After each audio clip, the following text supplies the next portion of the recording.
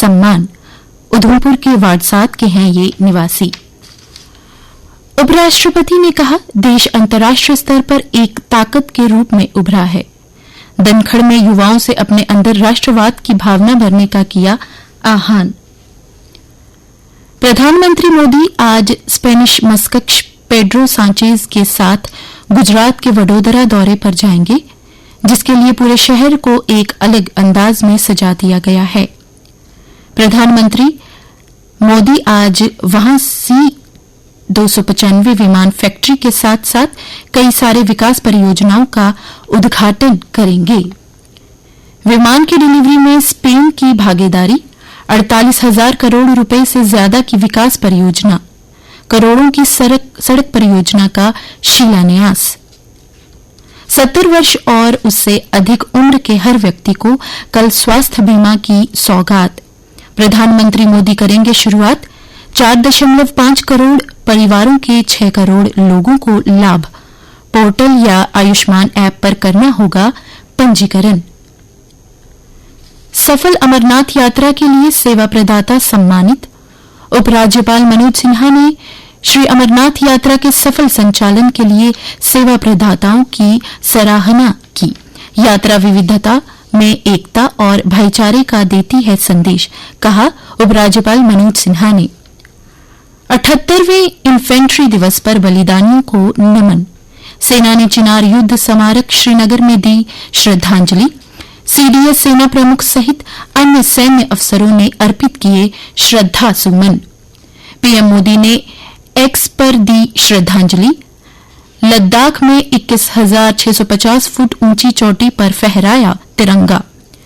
सेना की fire and fury core ने मनाया शौर्य दिवस। चीन संग विवाद के निपटारे के बाद ही सीमा प्रबंधन व स्थिरता पर होगी बात, कहा विदेश मंत्री जयशंकर ने। विदेश मंत्री ने कहा, सैनिकों की वापसी और गश्त से जुड़े कुछ मुद्दे अब भी सुलझाना बाकी।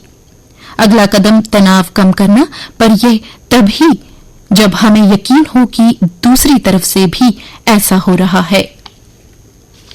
वकीलों की ही नहीं, जम्मू संभाग की भी आवाज बुलंद करती है बार। जम्मू में एम्स, आईआईटी, अमरनाथ, जमीन विवाद व महंगाई जैसे मामलों को लेकर उठाई आवाज।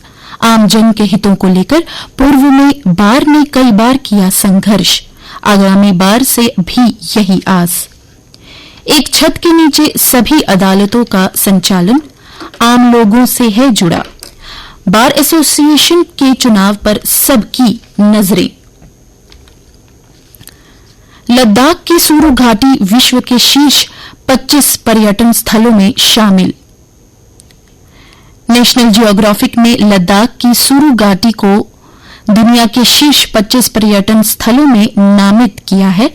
इसके मनमोहक परिदृश्य, सांस्कृतिक विरासत और शांत वातावरण दुनिया भर के रोमांच प्रेमियों और आध्यात्मिक साधकों को आकर्षित करते हैं। घाटी को अद्भुत परिदृश्यों और शांत वातावरण के लिए विश्व स्तर पर मिली मान्यता। मनरेगा के तहत रोजगार सृजन में कोई कटौती नहीं। केंद्र सरकार ने कहा, योजना के तहत नामांकन का लक्ष्य तय करना संभव नहीं। 2024 से 25 के लिए योजना में 86,000 करोड़ रुपए का आवंटन अब तक का सर्वाधिक। आरबीआई गवर्नर शक्तिकांत दास को अमेरिका की पत्रिका ग्लोबल फाइनेंस ने शीर्ष केंद्रीय बैंकर का पुरस्कार दिया है। प्रधानमंत्री नरेंद्र मोदी ने रविवार को बेंगलुरु दक्षिण से युवा भाजपा सांसद तेजस्वी सूर्या को बधाई दी, जो आयरन मैन 70.3 गोवा स्पर्धा में भाग लेने वाले पहले सांसद बन गए हैं। ये एक ट्रायथलॉन प्रतियोगिता है जिसमें 1.9 किलोमीटर तैराकी, 90 किलोमीटर साइकिल चलाना और 21.1 किलोमीटर दौड़ शामिल है। और अब कुछ अन्य समाचारों के साथ मेरे सहयोगी योगेश्वर शर्मा। धन्यवाद फरीन। शहरी परिवहन में जम्मू शहर देश के सर्वश्रेष्ठ स्थान पर। श्रीनगर को भी मिला सम्मान। ई ऑटो तथा ई रिक्शा की श्रेणी में केंद्र ने किया पुरस्कृत।